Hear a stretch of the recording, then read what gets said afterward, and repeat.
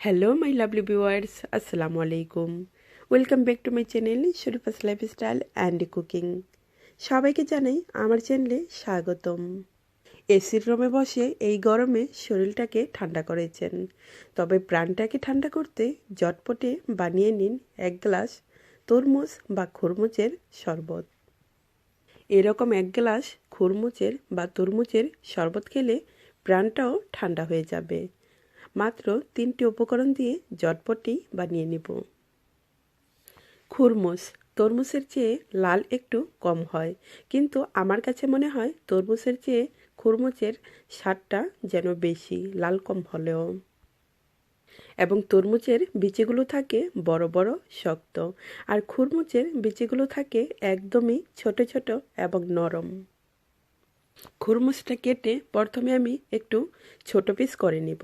ছোট পিস করে নিলে তার থেকে আরও ছোট ছোট পিস করে নিলে সুবিধা হয়।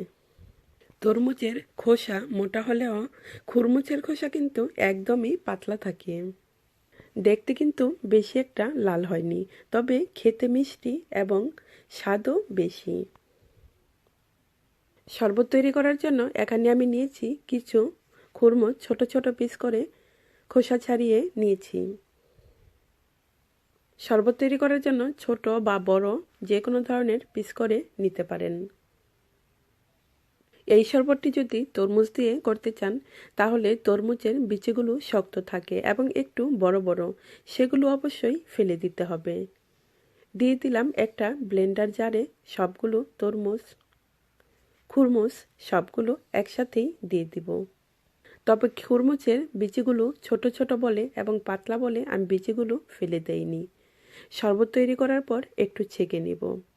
আর তরমুজ দিয়ে করতে চাইলে অবশ্যই কিন্তু বিচিগুলো ফেলে দিতে হবে। দিয়ে দিলাম আমার স্বাদ মতো একটু লবণ, এবং লবণ দিয়ে সাথে দিয়ে দিব চিনি।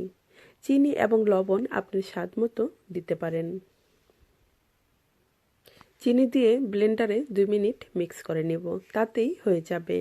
আর যদি খরমুজ হয় তাহলে বিচিগুলো ফেলে দিতে হবে না, কারণ এটা মিক্স করার পর একটু ছেঁকে নিলেই হয়ে যাবে। আর তরমুজের বিচিগুলো বড় থাকে এবং শক্ত থাকে, তাই যেগুলো ফালানো সম্ভব সেগুলো ফেলে দিয়ে তারপরে শরবতটা তৈরি করে নিতে হবে। রেডি হয়ে গেল খরমুজের শরবত।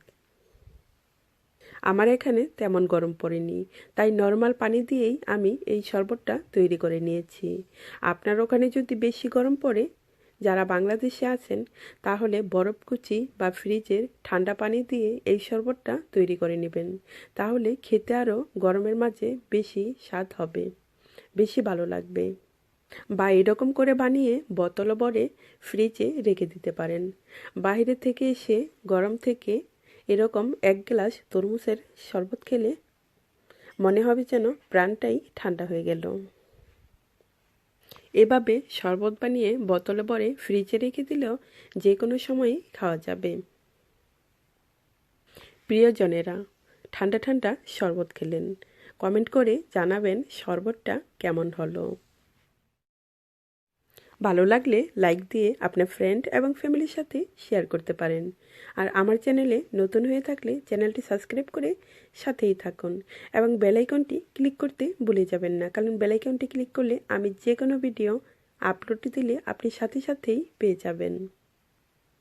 সবাই ভালো থাকুন। আজকের মতো আল্লাহ হাফেজ। আবার নতুন কোনো রেসিপি নিয়ে আপনাদের মাঝে হাজির হব।